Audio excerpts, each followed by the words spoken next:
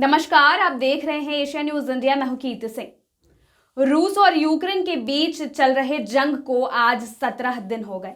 लगातार 17 दिन से इन दोनों ही देशों के बीच भारी बमबारी चल रही है और इस युद्ध में आम लोगों की जान भी चली गई है। लेकिन यह युद्ध अभी तक थमा नहीं है और लगातार आगे भी यह कयास लगाए जा रहे हैं कि यह युद्ध लंबा चलने वाला है, जिसे लेकर यूक्रेन में काफी भारतीय नागरिक भी फंसे हुए हैं।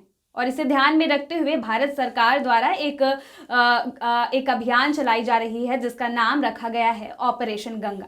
इस ऑपरेशन गंगा के तहत लगातार यूक्रेन से सभी भारतीय नागरिकों को सुरक्षित वापस देश लौटने के लिए लगातार प्रयास किए जा रहे हैं। आपकी जानकारी के लिए बता दूं कि यह ऑपरेशन गंगा अभियान 24 फरवरी को चलाई गई थी, जिसमें पहले ही दिन 600 नागरिकों को यूक्रेन से सुरक्षित वापस भारत ले आया गया था। जिसके बाद लगातार यह प्रयास रह रहा है कि जल्द से जल्द यूक्रेन में फंसे सभी भारतीय नागरिकों को भारत देश सुरक्षित और सही समय पर वापस ले आया जाए। इसी अभियान के तहत आज भी यूक्रेन से 674 भारतीय नागरिकों को भारत के 3 विमानों द्वारा लाया गया, जिसमें एयर इंडिया, इंडिगो और भारत के एक वायुसेना के द्वारा 674 नागरिकों को आज 12 बजे तक लाया गया,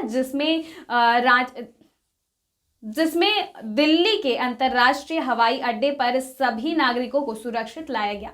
इस अवसर पर देखा गया कि जितने भी लोग यूक्रेन में फंसे थे, उन्होंने अपनी दास्तान सुनाई कि किस तरह से पिछले 17 दिनों से वो अपनी जान बचाने के लिए इधर से उधर भाग रहे थे। लास्ट में उन्होंने अंतिम में यूक्रेन से सटे पोलैंड में सहारा लिया और उसके बाद वहां से उन्हें सुरक्षित भारत सरकार द्वारा वापस ले आया गया है। आपकी जानकारी के लिए बता दूं कि भारतीय नागरिक तो इस ऑपरेशन गंगा के तहत वापस भारत आ ही रहे हैं और कई पाकिस्तानी नागरिक भी है जो भारत के झंडा लिए, भारत के झंडा को दिखाकर भारत आ रहे हैं और उसके बाद यहाँ से वो पाकिस्तान जा रहे हैं और भारतीय प्रधानमंत्री नरेंद्र मोदी का धन्यवाद भी दे रहे हैं।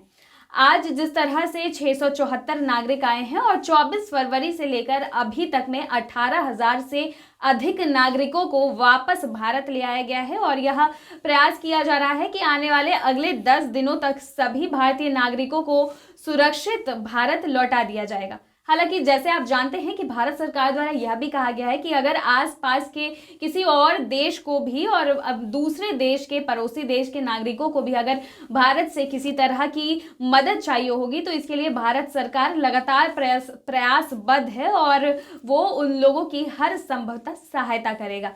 वहीं रूस और यूक्रेन के बीच अब तनाव और भी बढ़ते हुए नजर आ रहे हैं। जिस तरह से पिछले 3-4 दिनों से दोनों ही देशों के बीच थोड़ी शांति नजर आ रही थी, ऐसे लगातार देखा जा रहा है कि 2 दिनों से लगातार दोनों देशों के द्वारा एक दूसरे पर गोलीबारी की जा रही है, बमबारी की जा रही है, युद्ध जारी है। आगे देखना होगा कि इसके क्या कुछ नतीजे सामने आते हैं।